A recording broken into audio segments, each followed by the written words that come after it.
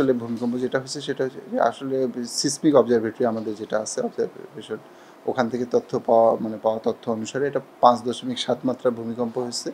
এটা ঢাকা থেকে মাত্র 13 কিলোমিটার পূর্বে। এটা ঢাকা নরসিংদীর মাধবদীতের সেন্টারটা।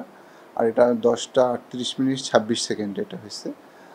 আর এটার ক্ষয়ক্ষতির ব্যাপারটা আসলে আমরা শুধুমাত্র ভূমিকম্পের তথ্যটা দিয়ে থাকি, আর ক্ষয়ক্ষতির তথ্যটা আসলে আমাদের এখানে আসে না। এটা হ্যাঁ, আসলে আচ্ছা, এর তীব্রতাটার বড় অনুভূত হওয়ার সবচেয়ে বড় কারণ হচ্ছে কি, এর সেন্টারটা আমাদের খুব কাছে ছিল, মাত্র 13 কিলোমিটার দূরে।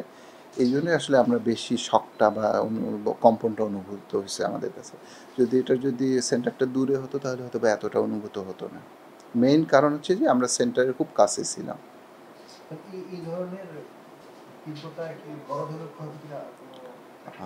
আসলে যেহেতু ঢাকা শহর একটা বেশ অনেকগুলো বিল্ডিং আছে, এবং সবগুলোর আমার মনে হয় যে স্ট্রাকচার একরকম নয়। আমরা ধারণা করতেছি যে কিছু তো ক্ষতি অবশ্যই হবে।